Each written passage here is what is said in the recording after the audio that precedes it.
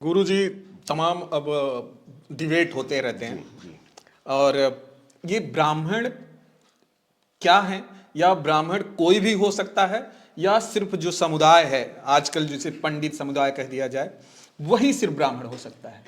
देखिए, ब्राह्मण को नहीं कहा जा सकता है। अच्छा गुरुजी, मेरा एक ये सवाल था। जी। साधु और संत जी। किसे कहते हैं और उनके क्या गुण होते हैं? एक साधु और संत का, काशी को लेकर थोड़ी सी बातें करते हैं कि जो काशी में जाकर अपना प्राण त्यागेगा वो सीधा स्वर्ग जाएगा। जी। जी। अगर हम थोड़ी सी और पीछे चले जाएं तो हमारे कबीर जो थे, जी। उन्होंने काशी के ऊपर तमाम टिप्पणी भी की जी। जी। जी। कि ऐसा कुछ नहीं है। वो मरते समय चले भी गए, जी। काशी को छोड़कर भी चले गए, मगहर चले गए। जी। जी। तो वहाँ धारणाएं थी कि वहाँ मरने के बाद सब नरक जाते हैं, तो वो वही धारणा। जी। तो आप क्या मानते हैं कि सचमुच काशी में मरने वाला इंसान जो है वो स्वर्ग में जाता है, या ये सिर्फ एक धार्मिक लोगों को उलझाया गया जी। है? जी। निश्चित रूप से जब आप इस पर गहन चिंतन करेंगे, मैं नहीं। दोस्तों नमस्कार, मैं आपको एक ऐसी वीडियो लेके आ रहा हूं जो सनातन धर्म के ऊपर है। तमाम डिबेट होता रहता है, सनातन क्या है, सनातन को लोग आज फॉलो कर रहे हैं या नहीं कर रहे हैं, आखिर सनातन की परिभाषा क्या है।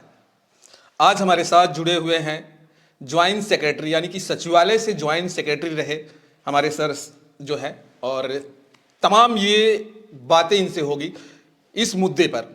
तो सबसे पहले इनकी परिचय जान लेते हैं। सर, अपने बारे में थोड़ा सा लोगों को बताइए। मैं शिवशंकर द्विवेदी, सचिवालय सेवा का रिटायर्ड ज्वाइंट सेक्रेटरी हूँ। और सेवानिवृत्ति के उपरांत मैंने अपने पूरे जीवन को धर्म, दर्शन, सनातन आदि बिंदुओं पर केंद्रित कर रखा है, क्योंकि मुझे लग रहा है कि आज आवश्यकता है उस सामाजिक चेतना को जागृत करने की जो कभी कबीरदास आदि ने किया था। आज हम फिर उसी राह पर खड़े हो गए हैं जहाँ पर यह पहचानना बड़ा मुश्किल हो गया है कि सनातन के वेश में कौन व्यक्ति असनातन समझ के साथ घूम रहा है, अपने आप को सनातनी के रूप में प्रस्तुत कर रहा है, क्योंकि आम जनता आज भी सनातनियों के प्रति श्रद्धावनत है। अच्छा गुरुजी, सबसे पहले सवाल जब सनातन पे हो रहा है तो सनातन क्या है, उसकी परिभाषा क्या है, लोगों को वो बताने की कोशिश करें। सनातन का सीधा सा अर्थ होता है वह व्यवस्था जो प्राचीनतम हो। सनातन व्यवस्था को आरंभ करने वाला कोई व्यक्ति विशेष नहीं है। यह समझा जाता है कि इस व्यवस्था का आरंभ सृष्टि के साथ ही हुआ है और इसके आरंभकर्ता स्वयं परमात्मा है। अच्छा, सनातन किसी ने बनाया नहीं है? जी, सनातन को किसी ने निर्माण नहीं किया किसी है। ने निर्माण नहीं किया। सनातन जो है ये आदिकाल से आता जा रहा है। जी। जी। जी। अच्छा गुरुजी, तमाम सवाल उठते हैं सनातन को लेकर। आज बहुत कंफ्यूज हैं लोग। सब लोग अपने आप को सनातन कहते हैं। जिसको भी हिंदू धर्म में पूछ लो वो अपने आप को कहता है कि मैं सनातनी हूं। क्या वो सारे लोग सनातनी लगते हैं आपको? देखिए, सनातन कोई गूढ़ रहस्य नहीं छिपा हुआ है सनातन को पहचानने के लिए। मनुस्मृति में एक श्लोक आया हुआ है जिसने सनातन को पूरी तरह से व्याख्यायित कर दिया है। वो श्लोक है, सत्यम ब्रूयात प्रियम ब्रूयात न ब्रूयात सत्यम प्रियम प्रियम न नृतम ब्रूयात, ऐसा धर्म सनातन है। तो सनातन जीवन पद्धति है जिसके लिए 4 बातें बताई गई हैं। पहली बात है कि आप सत्य बोलिए। अच्छा। दूसरी बात है कि आप प्रिय बोलिए। तीसरी बात है कि आप कड़वा सत्य न बोलिए। और जो सबसे महत्वपूर्ण बात है कि आप मीठा झूठ न बोलिए। तो सनातन वह है जिसमें झूठ को पूरी तरह से बहिष्कृत कर दिया गया है। फिर चाहे पाखंडी आचरण हो। पाखंडी आचरण क्या मतलब है? जिसका वेश ही झूठ पर आधारित हो, उसे हम पाखंड कहते हैं। तो इस प्रकार से जो व्यक्ति स्वयं को झूठे महिमा मंडित कर रहा है वह गैर सनातनी है। अच्छा गुरुजी, तमाम अब डिबेट होते रहते हैं। जी। और ये ब्राह्मण क्या हैं, या ब्राह्मण कोई भी हो सकता है, या सिर्फ जो समुदाय है आजकल जिसे पंडित समुदाय कह दिया जाए वही सिर्फ ब्राह्मण हो सकता है?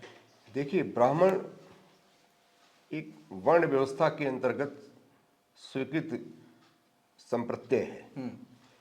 वर्ण व्यवस्था समाज चलाना हमारे व्यवस्थाकारों का सबसे बड़ा दायित्व है, क्योंकि हम जीवन को केंद्र में रख करके ही कोई बात सोचते हैं। तो जीवन है, तो जीवन को व्यवस्थित करने के लिए एक व्यवस्था बनाई गई है। उस व्यवस्था में आरंभ के ऋषियों ने पूरे समाज को 4 भागों में बांटा था। जी गुरु जी। एक था चिंतन मनन और विचारों को संग्रहित करने वाला, विचारों के प्रति विचार करने वाला, आविष्कार करने वाला, ताकि लोगों की सुख सुविधाओं में वृद्धि हो, सहजता हो।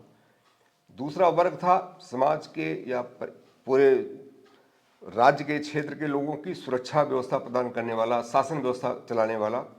तीसरा वर्ग था जो पूरे समाज के लिए विपणन, कृषि, व्यापार आदि को अपने आप में प्रवीण रखता था। और चौथा वर्ग था, वो था सेवा का। तो क्रमबद्ध तक से हमारे समाज में बौद्धिक स्तर, सुरक्षा, व्यापार और विपणन और सेवा, इस 4 भागों में बांटने के लिए एक 4 पद बनाए गए। जिसे पद समझेंगे तो ज्यादा महत्वपूर्ण। जी जी जी गुरु। इन पदों पर आसीन लोग, जैसे जो व्यवस्था में संलग्न, जो व्यवस्था में बौद्धिक रूप से संलग्न था, जो व्यवस्था का निर्माण किया करता था, उसे हम ब्राह्मण के रूप से जानते हैं। जो उस बनी हुई व्यवस्था का क्रियान्वयन करता था, सुरक्षा की दृष्टि से लेकर और ढेर सारी व्यवस्थाओं को लेकर, राज्य का सारी व्यवस्थाओं, उसे हम क्षत्रिय कहते हैं। तीसरी व्यवस्था थी जो विपणन, कृषि, व्यापार, भरण पोषण आदि की व्यवस्था करता था, वह था हमारे समाज का वैश्य संवर्ग, वैश्य वर्ण। और जो इन सबकी सेवा करता था वह था शूद्र वर्ण। तो ये पद हुआ करते थे। ये समझ लीजिए कि एक दूसरे के द्वारा संक्रमणीय हुआ करते थे। कोई भी ब्राह्मण ये तो ब्राह्मण का कार्य नहीं कर पाता था, तो वो अन्य वर्गों में, जिसका जो उसकी स्वेच्छा से अभिरुचि होती थी, उस रूप में वो जाना और पहचाना जाता था। वैदिक व्यवस्था के अंतर्गत आप देखेंगे तो एक ही परिवार में ब्राह्मण भी रहता था, क्षत्रिय, एक ही पिता के एक संतान ब्राह्मण हुआ करती थी, एक संतान क्षत्रिय हुआ करती थी, एक संतान वैश्य हो जाया करती थी, एक संतान शूद्र भी हुआ करती थी।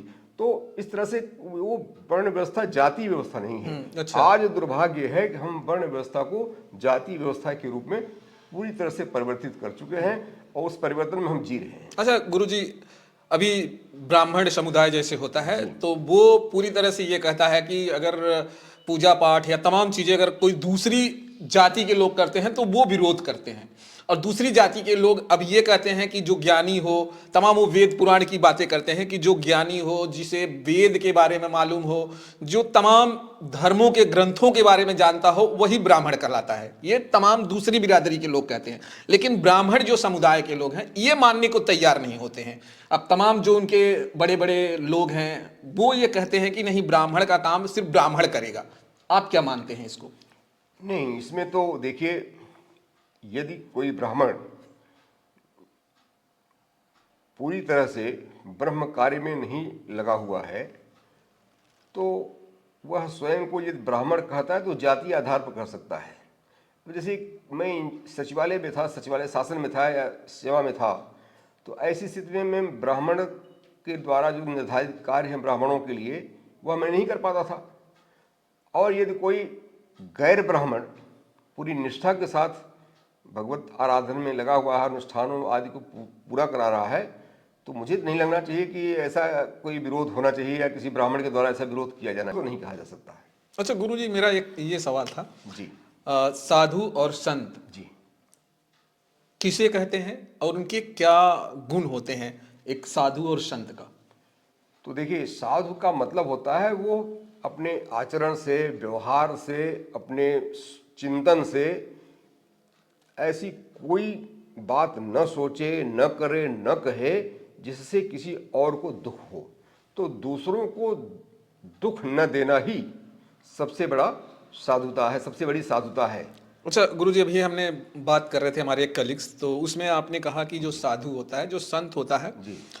उसे पैसों की जरूरत नहीं होती है, उसे राजमहल की जरूरत नहीं होती है, और उसे सिर्फ भिक्षा मतलब रोज के खाने की मिल जाए, वही उसके लिए पहनने के लिए कपड़े, दो जो चीजें होती हैं सिर्फ उसकी जिंदगी में वही होती है। देखिए, सनातन व्यवस्था के अंतर्गत हर वर्ण को दायित्व दिया गया है। यदि वास्तविक रूप से सनातन व्यवस्था का पालन किया जाए तो चिंतन करने का काम ब्राह्मण का है, सुरक्षा और व्यवस्था करने का काम नियत कर्म राजाओं का है, प्रशासन में जो लगे हुए हैं उनका है, और वाणिज्य, व्यापार, विपणन आदि का कार्य। आज की स्थिति ऐसी दुर्भाग्यपूर्ण हो गई है कि लोग अपना अपना काम छोड़ करके वह कर रहे हैं जिसकी उनसे अपेक्षा ही नहीं है। वो लोग अपने मन का कर रहे हैं, जबकि श्री कृष्ण ने यही उनके उपदेशों का जो सारांश समझा जाए तो उन्होंने, श्री कृष्ण ने यही समझाया है कि तुम वह करो जिसकी तुमसे अपेक्षा है, जो तुमसे अपेक्षित है वह करो, वह न करो जिसकी तुमसे अपेक्षा ही नहीं है। एक स्थूल उदाहरण से समझा दें कि जैसे अर्जुन ने क्या किया था। अर्जुन ने यह सोचा था कि यदि वो युद्ध नहीं करेंगे तो युद्ध रुक जाएगा, और युद्ध रुक जाएगा तो युद्ध जनित जितनी भी परेशानियां हैं उनसे समाज मुक्त हो जाएगा। यही तो अर्जुन की सोच थी। किंतु श्री कृष्ण का यह कहना था कि युद्ध का निर्णय लेने का अधिकार तुम्हारे अंतर्गत नहीं था। युद्ध का निर्णय हो चुका है। तुम युद्ध करोगे तो भी युद्ध होगा, और तुम युद्ध न करोगे तो भी युद्ध होगा। तुम युद्ध न करोगे तो हो सकता है ज्यादा हानि हो, और तुम युद्ध करके उन हानियों को थोड़ा कम कर सकते हो। इसलिए तुम क्या कर सकते हो इसके विषय में न सोचो, बल्कि जो तुमसे अपेक्षा की जा रही वो यदि कर सकते हो तो वो करो। ये है। यदि ऐसा हम सोचते हैं तो हम समाज का बेहतर कर सकते हैं। फिर किसी साधु को समाज में घूम करके धर्म प्रचार की आवश्यकता नहीं होगी, और न साधु को भिक्षाटन करके प्रभुत संपत्ति का स्वामी बनने का कोई औचित्य रह जाता है। अच्छा गुरुजी, हमने देखा, मैं काफी कवरेज किया था पिछले साल कुंभ मेले को। जी जी। तो वहाँ पे बहुत सारे साधु संतों का मेला था, और तमाम साधु संत दूर दूर से आए हुए थे।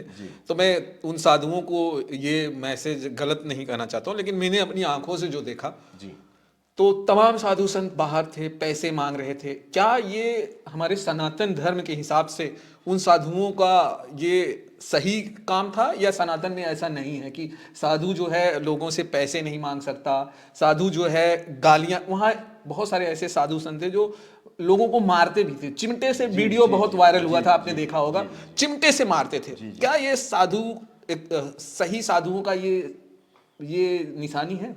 देखिए, हमारे यहाँ आपको भी जैसा कि मनुस्मृति से जो श्लोक उद्धृत था उसको सुनाया, और जो आश्रम व्यवस्था थी, हमारे आश्रम व्यवस्था में किसी को भिक्षाटन का अधिकार ही नहीं था, क्योंकि गृहस्थ का दायित्व था कि वो किसी को बिना याचना के ही उसे समर्पित करे जो उसके लिए अपेक्षित है, जो उसके लिए जरूरी है। इसके उपरांत भी जब जो व्यवस्था चलती रहती है तो किसी साधु को मांगने की जरूरत न पड़ती। क्योंकि उसमें विकृति आ गई है। आज हम गृहस्थ आश्रम में रह रहे हैं, यदि कोई व्यक्ति आ जाता है तो हम उसे उसकी अपेक्षाओं के अनुसार भिक्षा आदि नहीं देते हैं, राइट। तो यदि हमें अपने गृहस्थ आश्रम का पालन करना हो तो हम, जो हमारे घर आया हुआ है, किसी कारणवश आया है, देखिए भिक्षाटन बहुत मजबूरी में होता है। यदि कोई सामने खड़ा हुआ कह रहा है मुझे उसे भूख लगी, तो पहले हमारा दायित्व उसे भोजन दे दें। भोजन कराने के बाद फिर हम उससे कहें भैया तुम कुछ काम करो, तब तुम्हें हम काम दे सकते हैं। और वो काम करेगा तो उसका पारिश्रमिक देंगे, तो फिर दोबारा भीख नहीं मांगे। ये सब सारी व्यवस्था धराशायी हो गई है, और लोग अपने मन के वशीभूत होकर के जब जो चाह रहे हैं वो करते चले जा रहे हैं। तो इसमें सनातन धर्म का कहीं कोई दोष नहीं है, क्योंकि सनातन धर्म में जो कुछ भी व्यवस्था बनी वो बौद्धिक व्यवस्था है, बुद्धि के द्वारा पूरी तरह से विवेक संपन्न व्यवस्था है। अब लोग इसे एक तरह से बिजनेस के तौर पर देख रहे हैं। तमाम लोग अब गांव में भी अगर भिक्षा मांगने आते हैं, अब अगर सही सनातनी कोई आ जाए और कोई, तो लोग भी विश्वास नहीं कर पा रहे हैं। तो क्या दरवाजे पर आया हुआ हर इंसान को लोग भिक्षा दे दें, या उसकी सब कुछ सही सलामत है, उसकी शरीर सही है, वो भिक्षा के योग्य नहीं है, तो उसे ना दें? आप क्या इसमें कहना चाहते हैं? जी। देखिए, सनातन धर्म में भिक्षाटन का कहीं कोई स्थान नहीं है। सनातन धर्म में अपनी बात कहने का तो अधिकार व्यक्ति को है, यदि कोई बता रहा है कि वो भूखा है तो उसके इस वचन पर सहसा संदेह करने की कोई औचित्य नहीं बनता है। तो गुरुजी यदि वो भूखा भूखा है, तो उसे मेरा एक भोजन और दे सवाल है। राइट राइट हाँ, एक भूखा है तो एक दरवाजे से दो दरवाजे से उसकी खत्म हो जाती है। जी। जो बार बार कई दरवाजों पे जा रहा है, सही सलामत है, सब कुछ उसकी, हाँ, सब तो कुछ सही, ऐसे व्यक्ति को भिक्षाटन देना एक सनातनी अपराध है, अपराध है ये, निश्चित रूप से ये अपराध मानते हैं। बिल्कुल अपराध, क्योंकि ये भिक्षा वृत्ति को बढ़ाने का एक कार्य है और हमें भिक्षा वृत्ति को बढ़ाने से अपने आप को रोकना चाहिए। हमें देखना चाहिए कि यदि वो हमारे यहाँ से भिक्षा प्राप्त कर चुका है, भोजन प्राप्त कर चुका है और वह किसी और व्यक्ति के यहाँ जाकर भिक्षा मांग रहा है, तो इसका मतलब है कि जो अतिरिक्त भिक्षा है उसका वो दुरुपयोग करेगा। और वो भी देख भी रहे हैं हम कि लोग भिक्षा बड़े बड़े मंदिरों में, मठों में जो प्रभुत संपत्ति इकट्ठा हो गई है, वो कैसे क्या वो यूज हो रहा है, कैसे प्रयोग हो रहा है, अभी इसी आपके चैनल बोल देंगे तो बितंडाबाद फैल जाएगा। मैं उस पर कुछ कहना नहीं चाहता हूँ। मैं चाहता हूँ कि समाज के सभी लोग इस बात को चिंतित हो, इस पर सोचें कि ऐसे में देखिए किसी व्यवस्थापक का दायित्व नहीं बनता ऐसी संस्था में जाकर कि कोई व्यवस्था बना दे। हमें आपको सोचना है, हमें सबको मिल करके सोचना है हम ऐसे लोगों के प्रति क्या दृष्टिकोण अपनाएं। गुरुजी, हमने एक वीडियो अभी सोशल मीडिया पे बहुत हाल ही में देखा था। जी। एक ब्राह्मण थे हरिद्वार में जी और तमाम दूध को गंगा जी में डाल रहे थे। जी तो उसी में से उनके एक दोस्त भी आवाज भी लगा रहा था कि दूध मत डालिए। तमाम लोग विरोध भी करते हैं कि दूध को नष्ट कर रहे हो, ये दूध जो है किसी गरीब को दे दीजिए। तो वो ब्राह्मण बोलते हैं गरीब से देने से ज्यादा अच्छा है कि जब हम इसमें डालेंगे तो गंगा शुद्ध होगी और बहुत सारे लोगों को ये जो है पानी के रूप में उन्हें प्राप्त होगा, ग्रहण होगा। आप क्या सही मानते हैं इसमें? उनका दृष्टिकोण पूरी तरह से अवैज्ञानिक है। गंगा के शुद्धिकरण में मुझे नहीं लगता कि दूध का कोई योगदान होगा। यदि कोई वैज्ञानिक ऐसा कहता तो मैं एक क्षण के लिए मान सकता था कि हो सकता है दूध में ऐसा कुछ तत्व हो जो गंगा जी को शुद्ध कर दे, किंतु किसी वैज्ञानिक ने मुझे नहीं लगता है कि ऐसा कहा होगा।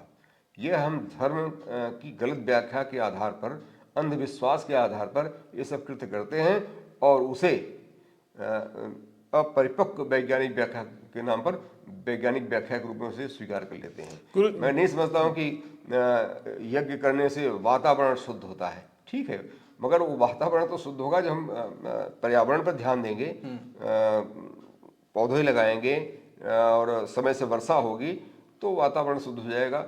हवन करने से वातावरण शुद्ध होता है, भाई इतनी विश्वास रखता है। मुझे तो किसी वैज्ञानिक ने नहीं बताया ऐसा। गुरुजी, आप ब्राह्मण कुल में पैदा हुए हैं और इस तरह की जब बात आप कहेंगे तो तमाम ब्राह्मण लोग ये वीडियो को देखेंगे तो आपका खंडन करेंगे। आपने और वीडियो में भी कहा कि हमने अभी हमारे कलीग्स जब आप बात कर रहे थे तो आपने कहा कि जब इंसान बीमार हो तो वो डॉक्टर के पास जाना चाहिए, ना कि किसी तंत्र विद्या वाले के पास या किसी ऐसे ज्ञानी ब्राह्मण या साधु संत के पास उसका निवारण है। तो तमाम लोग, लेकिन और बहुत सारे लोग ऐसे कहते हैं कि नहीं, ब्राह्मण के पास चले जाइए, आपके पास ग्रहण होगा, आप शनिचर है, तमाम ऐसी चीजें हैं, उससे निवारण हो जाएगा। आप क्या मानते हैं इस सब चीजों को? एक ब्राह्मण होने के नाते, एक दर्शन शास्त्र का विद्यार्थी होने के नाते और एक समाज का सदस्य होने के नाते, वैज्ञानिक सोच से जुड़ा होने के नाते मैं इन सब का खंडन करता हूँ। और इन सब के संदर्भ में मेरी यही छोटी सी सलाह है कि यदि आपको बुखार हुआ है तो आप किसी योग्य चिकित्सक के पास जाएं, भगवान का स्मरण करें, क्योंकि भगवान का स्मरण करना तो हमारी मनोवैज्ञानिक अपरिहार्यता है, मनोवैज्ञानिक विवशता है कि हम भगवान का स्मरण करते हैं। किंतु भगवान का स्मरण करते हुए आप यथोचित काम करें। स्वयं भगवान ने गीता में कहा है, माम अनुस्मर युद्ध च, तुम मेरा स्मरण करो किंतु युद्ध करना न छोड़ो। यानी तुम भगवान का स्मरण करो, भगवान के भरोसे न बैठो। अपना नियत कर्म जो आपको समाज ने, परिवार ने, शासन प्रशासन ने दिया है, प्रकृति ने दिया है, उन सब के अनुसार अपने आप को, अपने आचरण, उन सब का व्यवहार लाइए और अपने आप को नियत कर्म के प्रति समर्पित कीजिए, भगवान का स्मरण करते हुए। भगवान ने कहीं नहीं कहा कि आप सब कुछ छोड़ के बैठ जाइए, ऐसा तो नहीं कहा ना। गीता में भगवान ने यही तो कहा है कि मां मनुस्मर युद्ध च। यदि मां मनुस्मर तक की बात आती तो युद्ध च को आगे न जोड़ते, क्योंकि उन्होंने युद्ध च जोड़ करके सबको एक संदेश दे दिया है कि आप भगवान में आस्था रखें किंतु भगवान के भरोसे न बैठें। भगवान ने आपको विवेक दिया है, आपको संसाधन दिया है, उनका आप प्रयोग करें। तो ये जो पाखंडी लोग हैं महाराज, इनकी दुकान कैसे चल बैठती है? अब इसे तो हमें आपको सोचना होगा, सबको सोचना होगा। मैं अकेले क्या सलाह दे सकता हूँ, हमें स्वयं सोचना आज होगा। आप देखते हैं गुरुजी, जी तमाम लोग उनके दरवाजे पे जाते हैं। अभी पिछले साल एक घटना हो गई थी, उनकी धूल को पाने के लिए कम से कम कई सौ लोग जी जी जो है उसमें मारे गए थे। जी जी जी आपने भी वो जी कितना हाईलाइटेड हुआ था, जी, जी। ये पिछले साल की है। तो ये तो आप कहेंगे, इसको क्या कहेंगे आप, पाखंड कहेंगे या इसे उनकी शक्ति का ये कहेंगे आप? देखिए, जब परमात्मा के संदर्भ में विचार हो रहा था, कस्मै देवाय हविषा विधि में, ये पहली शुरुआत हुई थी ऋग्वेद से। ऋग्वेद में हमें ये बताया जाता है कि परमात्मा के विषय में वह कौन व्यक्ति है, कौन तत्व है जिससे हम अपनी हवि प्रदान करें, यह चिंतन ऋषियों ने किया था। और हृदय से और बुद्धि से परमात्मा के संदर्भ में उन लोगों ने मत स्थिर किया था। परमात्मा भावनाओं पर नहीं, परमात्मा का जो स्वरूप गढ़ा गया था उस समय, वह विवेक के साथ गढ़ा गया था। जब हम परमात्मा के विषय में विवेक का भी इस्तेमाल करेंगे, हृदय और विवेक दोनों का इस्तेमाल करेंगे, तब परमात्मा के उस स्वरूप पर हमारा ध्यान जाएगा जिसे परमात्मा के विषय में ऋषियों ने बताया है। परमात्मा के विषय में ऋषियों ने 6 बातें बताई हैं। 6 के कारण भगवान कहे जाते हैं। 6 भग जिसे कहते हैं वो भगवान होते हैं। वो 6 क्या हैं? परमात्मा समग्र रूप से ज्ञानी है, परमात्मा समग्र रूप से शक्तिशाली है, परमात्मा समग्र रूप से ऐश्वर्यवान है, परमात्मा समग्र रूप से कांति युक्त है, और परमात्मा समग्र रूप से वैरागी भी हैं। तो परमात्मा के 5 गुण के अलावा जो छठा गुण है उनका वैरागी होना, वह बताता है कि परमात्मा आपकी बात को सुनने से रहे। एक वैरागी जो होता है वह किसी भी दशा में किसी के प्रति करुणावान नहीं हो सकता है। एक न्यायाधीश जिसे कह सकते हैं, एक व्यवस्थापक है, वो किसी के प्रति जो सापेक्ष दृष्टि रखेगा, किसी के प्रति करुणावान हो जाएगा, तो उसे वैरागी नहीं कहा जा सकता है। इसलिए चूंकि परमात्मा व्यवस्थापक हैं, परमात्मा हमारे पूरे संसार को का पालन करने के लिए हैं, इसलिए उनके अंदर ऋषियों ने वैरागी गुण होने की कल्पना की है, या वैरागी गुण देखा है उनमें। अब इस परमात्मा के संदर्भ में जो ऋषियों के मन और बुद्धि के द्वारा, मन और हृदय, बुद्धि और हृदय के द्वारा जो स्वीकार की स्थिति है, उसको हम जब छोड़ देते हैं, तब हम अपने मन से भगवान का स्वरूप गढ़ते हैं। अब हम परमात्मा में अनेक विरोधी गुणों को एक साथ देखना आरंभ कर देते हैं। फिर परमात्मा को परम दयालु कह देते हैं।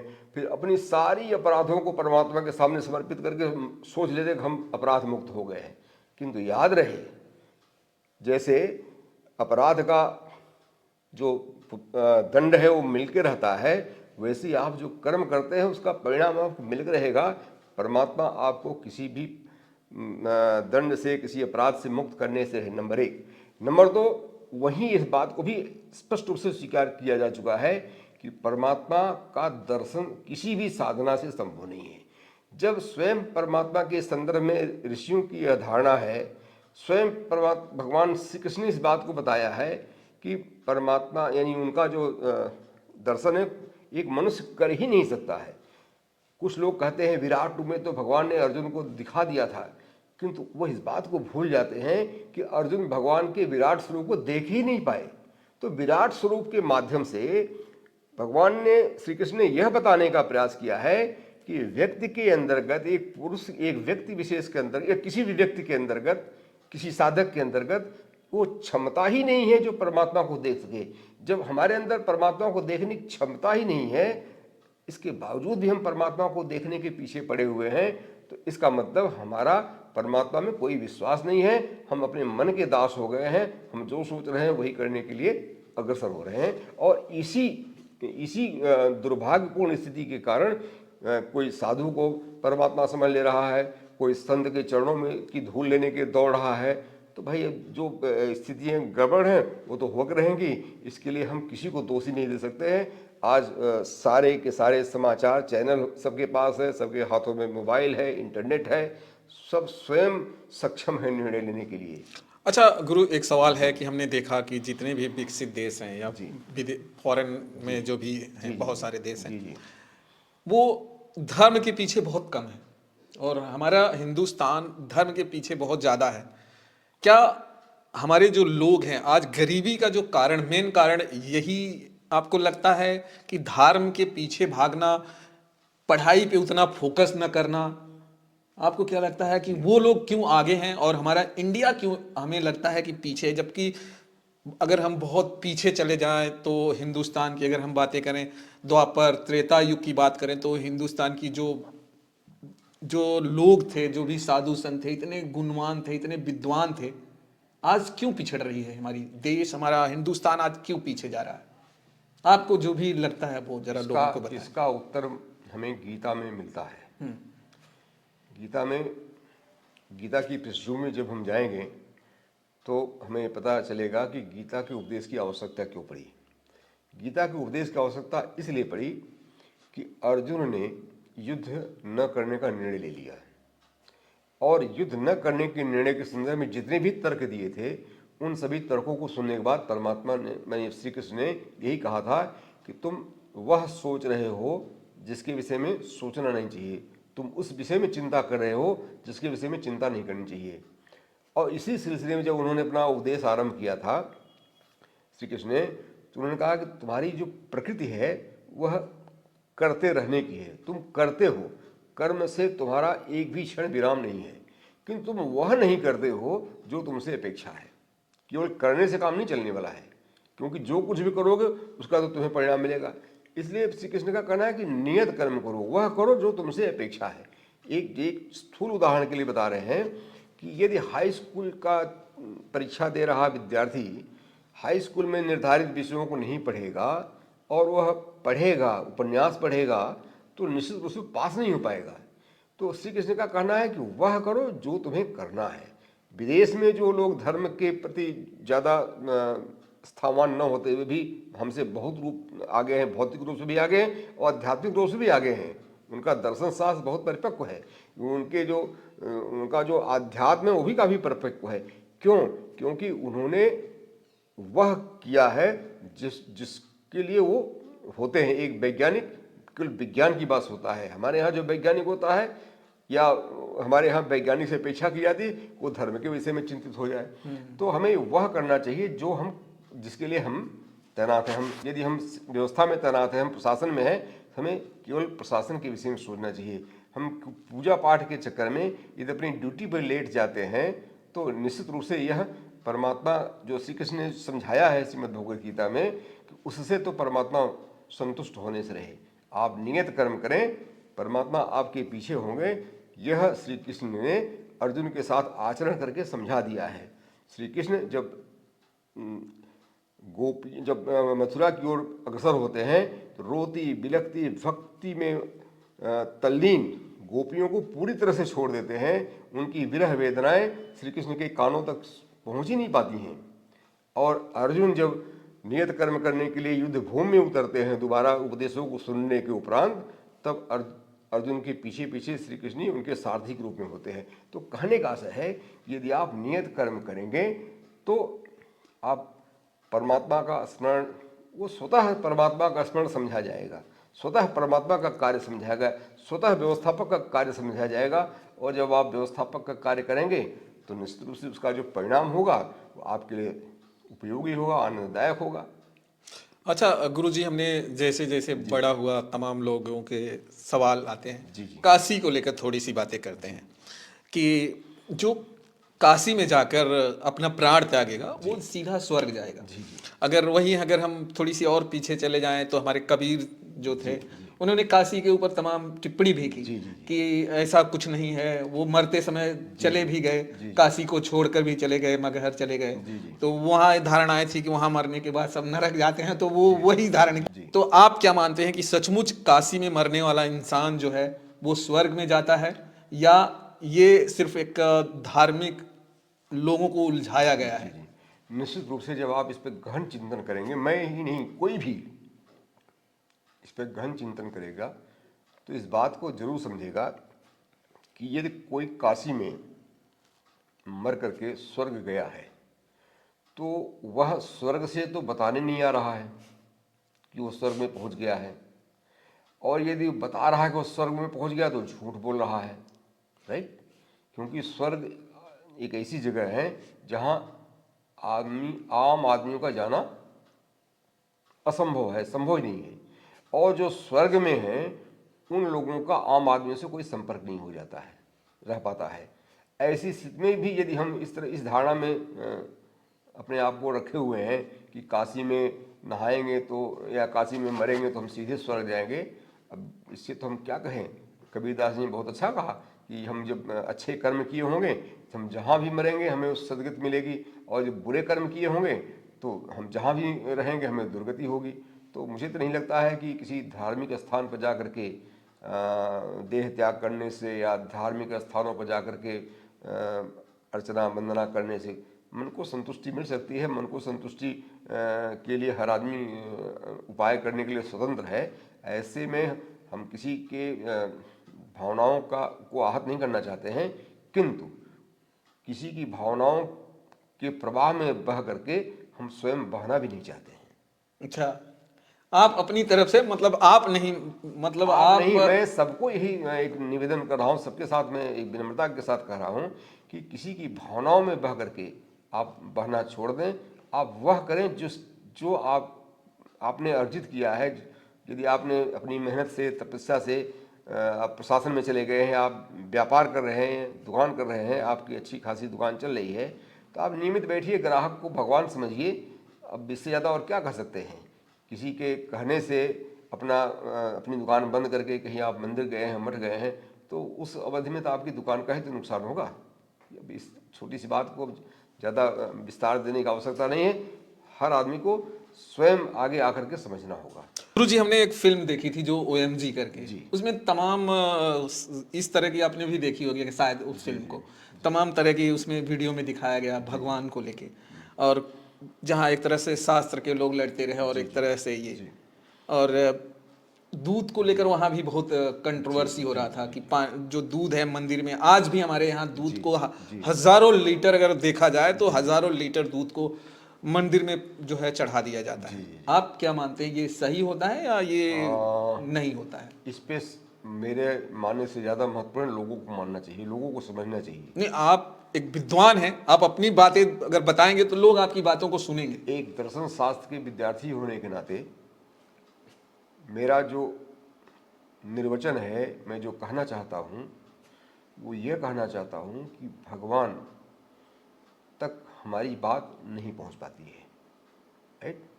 भगवान के विषय में हमारी धारणा चाहे जो भी हो, किंतु जो शास्त्रीय स्वरूप भगवान का स्वीकार किया गया है, उस शास्त्रीय स्वरूप पर हम समझें तो भगवान तक न हमारी आराधना जाती है, न भगवान तक हमारी गाली जाती है, न भगवान तक हमारी स्तुति जाती है। क्योंकि परमात्मा जो है वो स्तुति निंदा से दूर है। एक व्यवस्थापक, एक जज जो होता है, वो किसी की गाली से नाराज होकर कोई जजमेंट गलत नहीं दे देता है, या किसी की प्रशंसा करने से वो जजमेंट उसके पक्ष में नहीं दे देता है, वह न्याय का पक्ष लेता है, ठीक है। जो नियमानुसार होता है तदनुसार उसकी व्यवस्था या उसका आदेश आता है। ऐसे ही आपने जो कर्म किया है उसके अनुसार आपको परिणाम मिलना है। और यदि आपने बुरा कर्म किया तो आपको बुरा परिणाम मिलेगा, यदि आपने अच्छा कर्म किया तो आपको अच्छा कर्म किया का परिणाम मिलेगा। तो आप अच्छा कर्म कीजिए ना, कहें आप अपने जो कृत कर्म है उसके परिहार के लिए आप परमात्मा के शरण में गए। आपको पहले ही समझ लेना चाहिए था कि आपको अच्छा कर्म करना पड़ेगा। यदि आपने अच्छा कर्म नहीं किया है तो आप उसे भोगने की मनोस्थिति में तैयार रहिए। मैं नहीं समझता हूँ कि हमारा सनातन चिंतन इस तरह से किसी साधना की छूट देता है, क्योंकि सनातन चिंतन तो यही कहता है कि आप परमात्मा का दर्शन नहीं कर सकते हैं तो परमात्मा के दर्शन करने के लिए अनावश्यक रूप से अपना समय और कर्तव्य से दूर होने का प्रयास न करें। आप समय का सदुपयोग करें और जो आपको निर्धारित है वह कार्य करें। गुरु जी, हमने एक बहुत कभी कभी वीडियो देखते हैं तो कभी कभी कुछ अच्छी चीज़ें देखने को मिल जाती हैं। एक इंसान ने कहा कि क्या भगवान कर्म को लिखते हैं, और फिर उसने एक और उदाहरण दिया, अगर भगवान कर्म, वो कहा कि नहीं लिखते हैं, अगर लिखते तो हमारे देश की छोटी छोटी बच्चियां जो 2-3 साल के साथ गलत करते हैं लोग, जी जी। तो भगवान को भी शायद लिखने में शर्म आ जाती। देखिए, अभी चूंकि ये सब इसका तो कोई सत्यापन हम कर नहीं सकते, इसलिए कैसे बोल दें कि भगवान लिखते हैं कि नहीं लिखते हैं। और जहाँ तक छोटी बच्चियों के साथ जो कुछ भी होता है, या भाई ये तो चेन चली हुई है, कर्म का फल आदमी पाता है। तब अब हमने जो बच्ची के पार्ट्स को नहीं देखा है, बच्ची के साथ जो दुर्व्यवहार हुआ है, या जैसे कि कुछ लोग पैदा होते ही नाली में फेंक दिए जाते हैं, कीड़े खाते हैं उनको।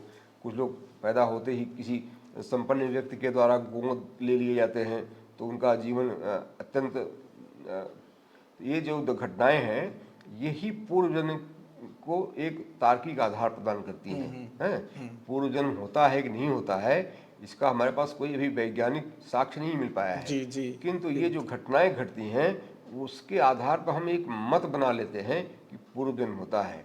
तो आपके साथ जो कुछ भी घटित हो रहा है, वो निश्चित रूप से आपके पूर्व कृत्यों का ही परिणाम है। जी, ये गुरुजी जो ने कहा, आज भी वैज्ञानिक इस पे डिबेट होती रहती है डिबेट होती है। वैज्ञानिकों की कि क्या पूर्व जन्म होता है या नहीं। विज्ञान आज और- भी इस पे डिबेट है। देखिए, विज्ञान और दर्शन में जो अंतर है, दोनों जीवन की व्याख्या करते हैं। विज्ञान भी करता है और दर्शन शास्त्र भी करता है। विज्ञान जो होता है, वो जो कुछ भी कहता है उसके लिए वो तथ्य देता है, साक्ष्य देता है जी। अपने वचन को प्रमाणित करने के लिए। जो दर्शन शास्त्री है, वो जो कुछ भी कहता है वह एक परिकल्पनात्मक परिस्थिति को देख कर दिखाता है, और उसकी जो मान्यता है वो तमाम तर्कों पर आधारित होती है। केवल मनगढ़ंत मान्यता के आधार पर कोई दार्शनिक मत स्थापित नहीं हो पाता है। तो जैसे पूर्व जन्म का जो विचार आया होगा, जिसने भी ने पूर्व जन्म को स्थापित किया होगा कि पूर्व जन्म होता है, वो ऐसे ही छोटे छोटे उदाहरणों के आधार पर अपना मत स्थिर किया होगा, और अपने साक्ष्य में यही बताता होगा कि भाई कोई व्यक्ति पैदा होते ही, कोई बच्चा पैदा होते ही कूड़ेदान फेंक दिया जाता है, तो ऐसा तो कर्म पैदा होते किया नहीं, कूड़ेदान फेंक दिया जाए ना। इसका मतलब है कि पैदा होने के पहले उसने कुछ किया है, जिसका परिणाम से कूड़ेदान में रह करके बिताना पड़ रहा है। जी जी। अब कोई कहे कि क्या प्रूफ उसने किया होगा, तो देखिए, इसका प्रमाण ये है कि आप जो भी एक्शन करते हैं उसका रिएक्शन होता है। एक्शन का रिएक्शन होता है, ये तो हम देख सकते हैं ना। गेंद अपने आप नहीं भागेगी। गेंद में जब आप कुछ ठोकर देंगे, बाह्य बल लगाएंगे, तभी गेंद भागेगी ना। तो आपने जो बाह्य बल लगाया, उसी का रिएक्शन है गेंद का भागना है।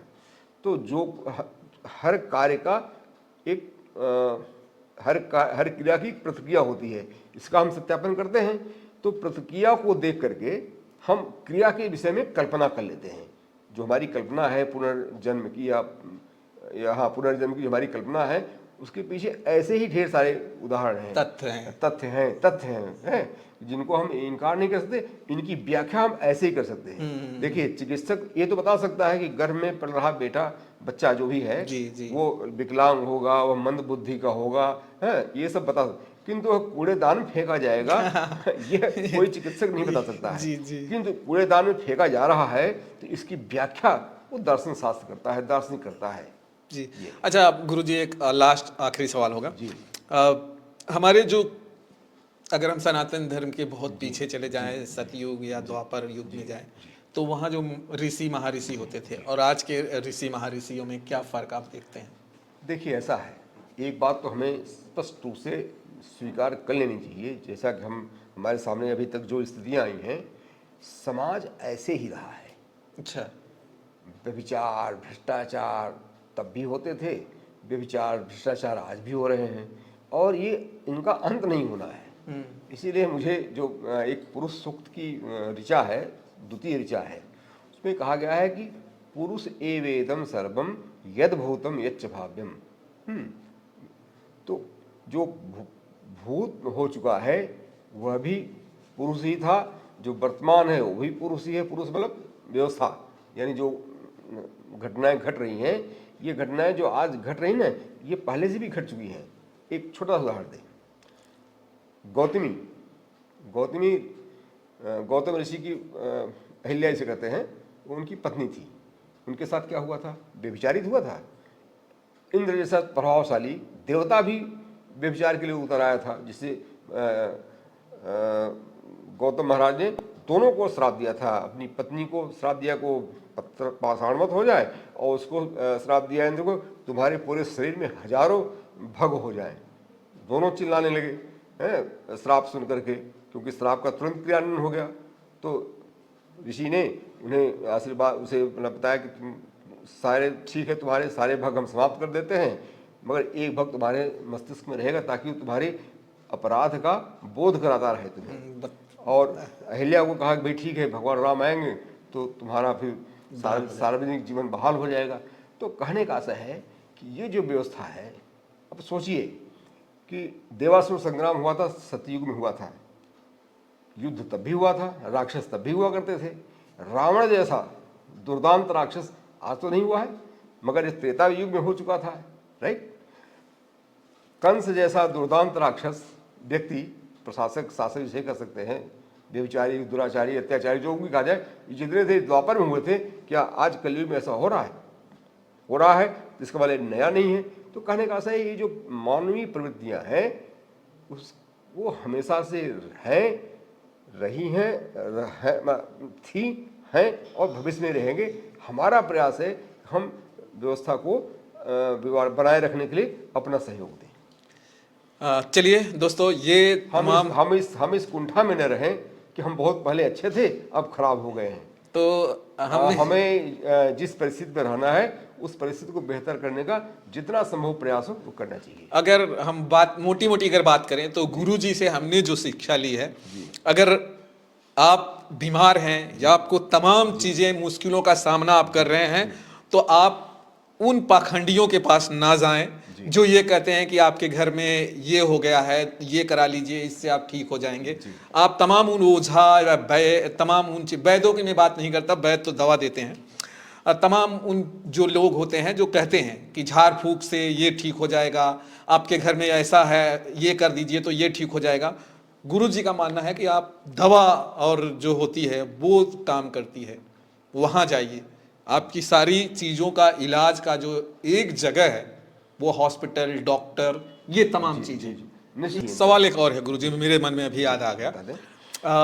साइंस कहता है कि जो बच्चा औरत के गर्भ में पलता है वो फिक्स होता है कि लड़का है लड़की है, वो जो हमारा XY का जो वो चीजें हैं उससे होता है। लेकिन यहाँ पर कुछ लोग ऐसे हैं कि कहते हैं कि हम दवा पिला देंगे और वो लड़की अगर होगी तो लड़का हो जाएगा। आप इस पर क्या कहना चाहते हैं? मेरे सामने दावा तो कई लोगों ने किया है, मगर उनके बहुत सारे दावे फेल हुए हैं। तो मैं ऐसी स्थिति में क्या कर सकता हूँ? जो साइंस कहता है वो ठीक कहता है। आप साइंस को ठीक मानते हैं? दवा पिलाने से क्या बच्चे को चेंज किया जा सकता है? उसको उसका जो आज तक ऐसी कोई दवा दिखाई नहीं पड़ी, जनरेशन उसका नहीं चेंज और मैं नहीं, आप सब स्वयं विज्ञ हैं, आप स्वयं देख लें। यह तो एक काकताली न्याय है कि मैंने दवा दिया और लड़का हो गया। ये भी होता है कि मैं दवा दूं लड़का ना हो, तब मैं क्या कहूँगा? तब आप मेरे विषय में क्या धारणा बनाएंगे? नहीं, तो वो फिर बहाने मार देते हैं कि हमारे जो रूल्स थे, नियम्स थे, उस पे आपने खरा नहीं उतरे। यही मैं कह रहा हूँ कि जो पाखंड है वो यही है। हमने हमारे ही जिलों में कुछ है, हम नाम तो नहीं कहेंगे, हमारे ही जिलों में ऐसी है दवाइयाँ जो पिलाई जा रही हैं जी।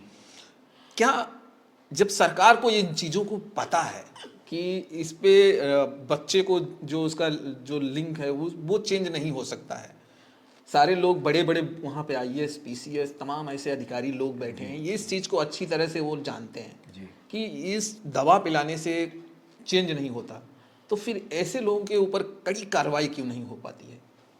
अब देखिए, ये तो प्रशासनिक व्यवस्था है, इस पर हम ज़्यादा टिप्पणी करना उचित नहीं समझेंगे, क्योंकि जो मेरा दायित्व है वो लोगों को जागृत करना है। आप क्या चाहते हैं कि ऐसे लोग वहाँ जाएं या ना जाएं? अभी चलिए आप प्रशासनिक में आपने मेरी सबसे यही अपील है कि लोग वैज्ञानिक सोच रखें। जब कोई वैज्ञानिक सोच के साथ होगा तो वह ऐसे किसी भी दावे पर विश्वास नहीं करेगा, ऐसे किसी दावे के पीछे नहीं भागेगा।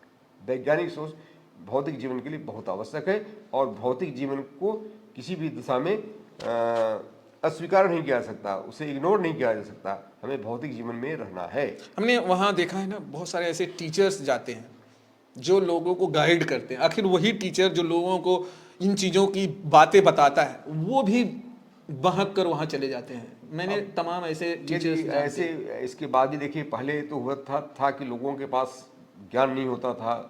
आज तो समाचार पत्रों के माध्यम से, मोबाइल के माध्यम से, इंटरनेट के माध्यम से सबकी पोल पुट्टी खुलती हुई नजर आती है। इसके बाद भी यदि कोई हमारा वाला बाबा ठीक कर देगा, हमारा वाला बाबा ऐसा नहीं है, इस विश्वास में जा रहा है, तो उसकी तो वही दिशा होगी ना। गुरुजी एक और सवाल इसी में था कि कुछ लोगों ने इस पे एक वीडियो भी बनाई कि वो बोलते हैं कि अगर वो 6-7-10 जन को अगर वो दवा पिलाएगा तो उसमें नैसर्गिक है कि 4 या 5 जन को बेटा पैदा ही होगा, या रेशियो के हिसाब से अगर हम चलें तो 4 या 5 या 3 या 2 कुछ न कुछ तो लोगों को बेटे पैदा होंगे, और उसमें से कुछ बेटियां जो बेटे पैदा होते हैं वो लोग हाहाकार करते हैं कि उनकी दवा की वजह से हो गया। जिनकी यहाँ बेटियां पैदा होती है वो चुपचाप बैठ जाते हैं कि मैं किसी समाज से बोलूंगा तो यार मेरी बेइज्जती होगी कि दवा पिलाने गया था।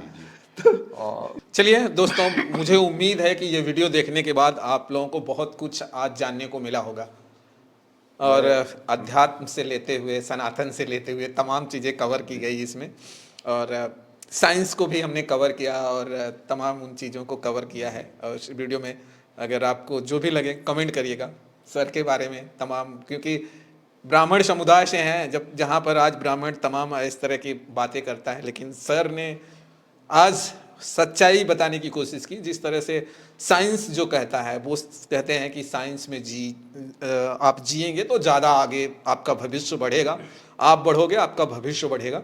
तो वीडियो देखने के बाद जो भी आपकी राय है कमेंट बॉक्स में कमेंट करिएगा। फिर मिलते हैं दोस्तों मैं आपको नेक्स्ट वीडियो अपने में। अमोघ साधना केंद्र से नमस्कार करता हूं, और आप सभी से निवेदन करता हूं कि आप वैज्ञानिक दृष्टिकोण रखिए और शास्त्रीय दृष्टिकोण रखिए। भ्रांत धारणाओं पर बहने की अपेक्षा आप इन दोनों पर केंद्रित रखेंगे तो आपका जीवन यशोमय आनंद के साथ व्यतीत होगा। बहुत बहुत धन्यवाद, आपने मुझे सुना।